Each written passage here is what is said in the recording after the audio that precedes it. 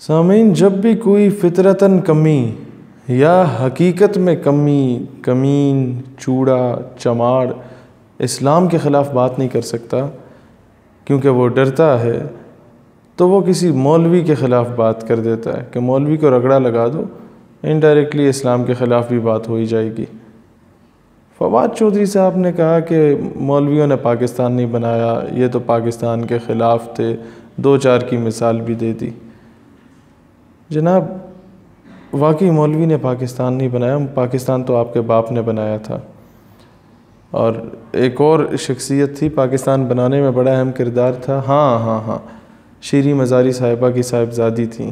پاکستان کا جھنڈا اٹھا کے پھر رہی ہوتی تھیں، گلی محلوں میں نعرے لگاتی تھیں، جیوے جیوے پاکستان، بٹ کے رہے گا ہندوستان، کشمیر بنے گا پاکستان اور بن کے رہے گا پاکستان، اس طرح کے نعرے لگاتی تھیں۔ کیا ہی عظیم عورت تھی وہ۔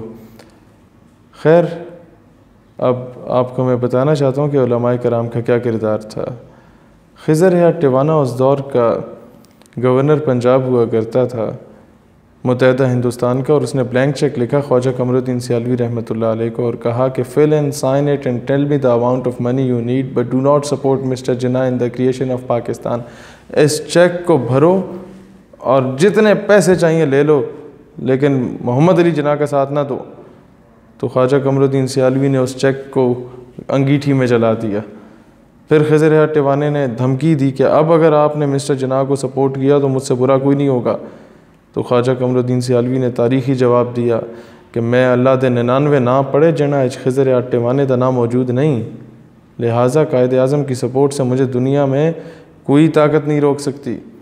اس کے بعد پیر جماعت علی شاہ رحمۃ اللہ علیہ، جنہوں نے قائد اعظم کو پنجاب دیا تھا، جن کے مریدوں کی سب سے بڑی تعداد ہوا کرتی تھی برصغیر میں، انہوں نے کہا وہ شخص میرا مرید ہی نہیں ہے جو مسلم لیگ کو ووٹ نہ دے پاکستان کے بنانے میں۔ پھر یہاں تک شدت اختیار کر لی کہ میں اس شخص کا جنازہ ہی نہیں پڑھوں گا جو پاکستان کے بنانے میں مسٹر جناح کا ساتھ نہیں دے گا۔ پھر KPK میں جب ایک تحریک چلی تھی اور انہوں نے کہا تھا ہم تو متحدہ ہندوستان کے ساتھ ہوں گے، ہم تو پاکستان کی کوئی حمایت نہیں کریں گے، اس وقت مولوی ہی اٹھے تھے، اس وقت پیر آف مانکی اٹھے اور انہوں نے قائد اعظم سے تحریری معاہدہ لیا، ریٹن ایگریمنٹ کیا کہ بھائی پاکستان کو اسلامی جمہوریہ بنایا جائے گا، تب ہم آپ کی حمایت کریں گے۔ قائد اعظم نے کہا بالکل ہم ایک اسلامی جمہوریہ بنانا چاہتے ہیں، انہوں نے حمایت کا اعلان کیا اور پورا KPK امڑ آیا قائد اعظم کی سپورٹ میں۔ سندھ میں آج بھی وہ قوم زندہ ہے جسے حر کہا جاتا ہے، جو آج بھی افواج پاکستان کے ساتھ مل کے جہاد کرتی ہیں بھارت کے خلاف جب بھی بارڈرز پر کوئی مسئلہ ہوتا ہے۔ پیر پگاڑا کی وہ فوج ہے جنہوں نے پاکستان کی حمایت کا اعلان کیا تھا۔ بلوچستان میں خان آف کلات نے جو پاکستان کی حمایت کا اعلان کیا تھا، وہ پہلے چاہتے تھے کہ کلات کو یا بلوچستان کو ایک الگ ریاست بنایا جائے، لیکن جب ان کے پوتے سے مبشر لقمان اپنے پروگرام میں پوچھتا ہے تو وہ کہتا ہے کہ میرے دادا چاہتے تھے ایک الگ ریاست بنائیں، لیکن ان کے خواب میں رسول اللہ صلی اللہ علیہ وآلہ وسلم تشریف لاتے ہیں اور کہتے ہیں کہ there is a country which is being made on the name of Islam and you are trying to betray it۔ ایک ملک جو اسلام کے نام پہ بن رہا ہے تم اس سے خیانت کرنے کی کوشش کر رہے ہو۔ تو یا تو اس پاکستان میں علماء کا، مشائخ کا کردار تھا، یا پھر اس میں کوئی دو رائے نہیں کہ سب سے زیادہ جہاں سایہ خدائے ذوالجلال ہے وہیں پر دست شفقت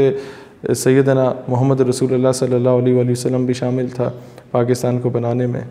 اب بات یہ ہے کہ یہ جو مولوی حضرات ہیں، دیکھیں مولوی چاہے بریلوی ہو، دیوبندی ہو، اہل حدیث ہو، شیعہ ہو،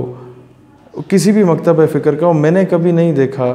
میں نے ڈاکٹرز کو دیکھا تنخواہیں نہ ملنے پہ احتجاج کرتے ہیں، میں نے انجینئرز کو دیکھا تنخواہیں نہ ملنے پہ احتجاج کرتے ہیں، میں نے بیوروکریٹس کو دیکھا کسی نہ کسی معاملے پہ احتجاج کرتے ہیں، میں نے وکیلوں کو دیکھا احتجاج کرتے ہیں۔ میں نے آج تک کبھی کسی مولوی کو اس لیے احتجاج کرتے نہیں دیکھا کہ اسے تنخواہ نہیں ملی، کہ جی اس کے گھر میں راشن نہیں پہنچا۔ میں نے کبھی مولوی کو اس لیے احتجاج کرتے ہوئے نہیں دیکھا کہ جناب مجھے گھر دے دو، مجھے پیسے دے دو۔ ہاں، مولوی جب بھی نکلا ہے تو ناموس رسالت کے لیے نکلا ہے، مولوی جب بھی نکلا ہے تو عظمت صحابہ کے لیے نکلا ہے، مولوی جب بھی نکلا ہے تو شان اہل بیت کے لیے نکلا ہے، مولوی جب بھی نکلا ہے تو نظریہ پاکستان کے دفاع کے لیے نکلا ہے۔ مولوی نے کبھی اپنے ذاتی مفاد کے لیے اسلام آباد کی سڑکوں پر 140 دن کے لیے قوم کی ماؤں بہنوں بیٹیوں کو نہیں نچوایا تھا۔ مولوی جب بھی نکلا ایک نوبل کاز کے لیے نکلا۔ مولوی، کئی مولویوں سے آپ کو اختلاف ہو سکتا ہے، مجھے بھی ہو سکتا ہے، پالیسیز پر اختلاف ہو سکتا ہے، وہ نظریے پر کسی نہ کسی بات پہ اختلاف ہو سکتا ہے، لیکن جس طریقے سے آپ ان ٹوٹیلٹی سب کو نشانہ بنا رہے ہیں، یقیناً میں نے آج تک جتنے بھی لوگوں کو اسلام کے خلاف ڈائریکٹلی یا انڈائریکٹلی بولتے دیکھا، جب ان کی ہسٹری نکالی تو ان میں سے میجورٹی ایسی تھی جن کی مائیں نعرہ لگایا کرتی تھیں میرا جسم میری مرضی، میرا جسم میری مرضی۔ خیر میں آپ پہ تو تہمت نہیں لگا رہا، ویسے بتا رہا ہوں آپ کی جنرل نالج میں اضافہ کرنے کے لیے۔ لہٰذا ایسی باتیں کر کے آپ